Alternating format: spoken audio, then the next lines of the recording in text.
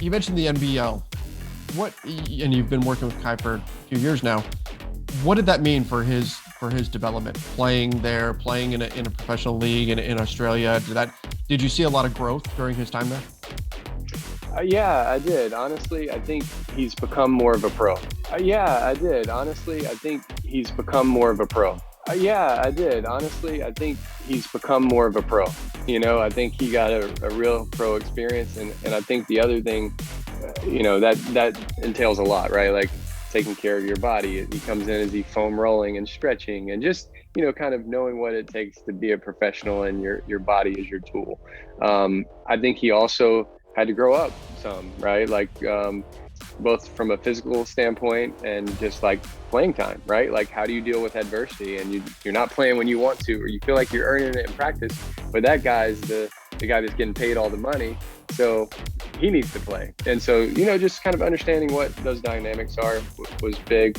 But I think really maybe one of the more important things for him was just the physicality of the NBL. That's a really physical, like it's known to be a physical league. And that's always been something people have asked about Kai, like, can he handle it? And so to go there and kind of step up to that challenge and to get better at it. And now he's coming back stronger and more physically prepared for the NBA. And now he's coming back stronger and more physically prepared for the NBA. And now he's coming back stronger and more physically prepared for the NBA. So I think that was a big part of it as well. So I think he definitely made some strides. Watching the guys, there was a point where the guys they were in the open run, and the guys kind of got called out. We're told, hey, you guys need to make sure that you're focusing on everything, that you're playing the right way. This isn't about jacking up shots and things of that nature.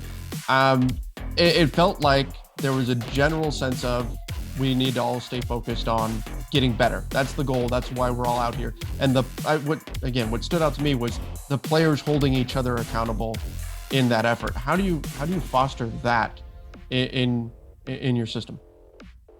We're lucky to have some guys that are working with us that just get it. I think kind of the beauty of this time for us is really cool because we have some veterans who have played in the NBA, but you also have these young guys who are in college or NBL or wherever trying to become pros. And so there's this blend of like older guy wants to see it done right, wants people getting better, and younger guy who just wants to play hard and do everything and maybe score every time, and he thinks that's what value is. And so we've just tried to blend those two worlds, and we've got some leaders in that have played in the NBA and have experience and know what it looks like that are just great. Like you said, it was them. It was peer to peer, which is better than coach to player at any time. So we're just lucky.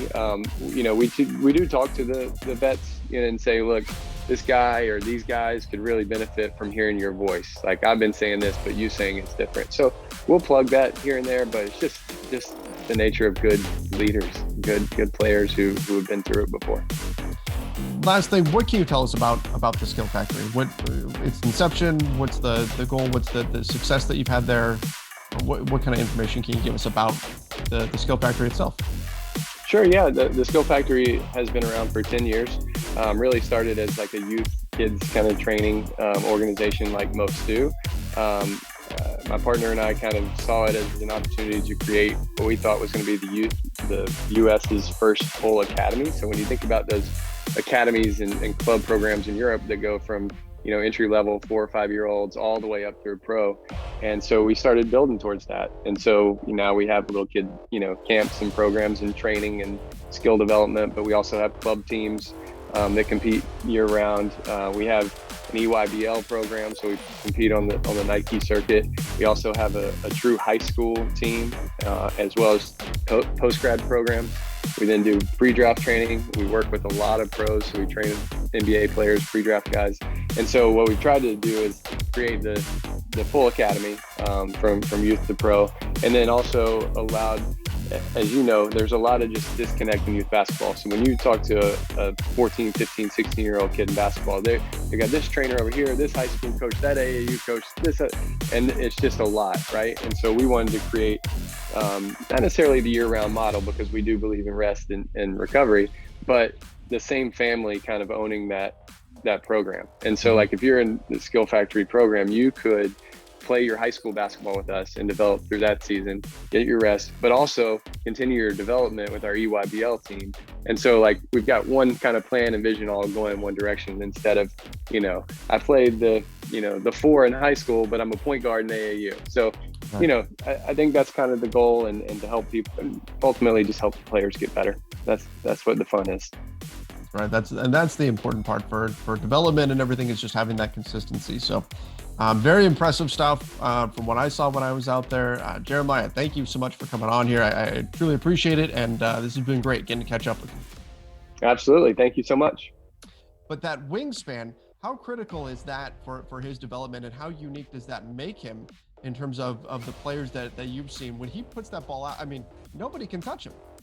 Yeah, no, it's like you think about Jabbar and the history of the game. Like guys find ways to score and create shots that you just can't block, right? It's make or miss, right? We're going to do the best we can, but we can't block it. And so I think also on that play, something that's really notable is as Kai stretches the floor, he caught that at the 3-point line. He's become a really good at shot fakes, right? So his shot fake is extremely effective. And so as he's making that 3 and you have to step out, he's really good making decisions with the ball and putting it on the floor downhill, 1 or 2 dribbles. And like you said, he's at the rim. Kind of another part of that is he's actually a really, really good finisher with his right hand. He's a lefty, but a lot of finishers go right hand. And so he's able to take off. He does a really good job of going off his left foot and stretching out with that right hand, like you said. And sometimes he's doing kind of the Euro slow steps using his body, which is kind of awkward, so he gets it off. But on that one, he just put it in, stretched it out, and took off, right? So he has both options. And playing off that shot fake going downhill, I mean, it's really tough. Is he going to make it or miss it? We're doing what we can defensively. I'm so glad that you mentioned his hand, his right hand, because I wanted to ask you about this.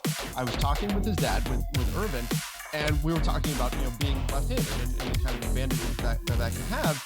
And through our discussion, it came out that Kai is actually right-handed, that he writes with his right hand. He just happens to play basketball left-handed. And of course, LeBron James is the same way, just the inverse. He's left-handed, but plays basketball with his right hand. He just happens to play basketball left-handed. And of course, LeBron James is the same way, just the inverse. He's left-handed, but plays basketball with his right hand.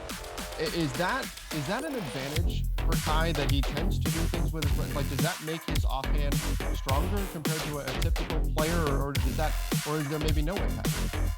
Yeah, I mean, I think it's huge when you think about bigs, right? So much of what they do historically, and even just in pick and roll play, right?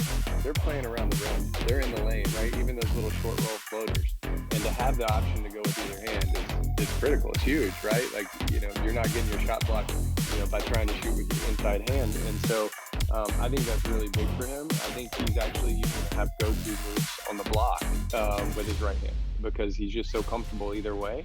And like we said, he's good off his left foot as well. And so when you go off your left foot, it's natural to go right hand. So I think that's a big part of his upside. I think, like I said, I think one of his go-to moves will end up being a righty little, kind of a quick floater, not really a hook, kind of an in-between shot. So I think it's a huge advantage.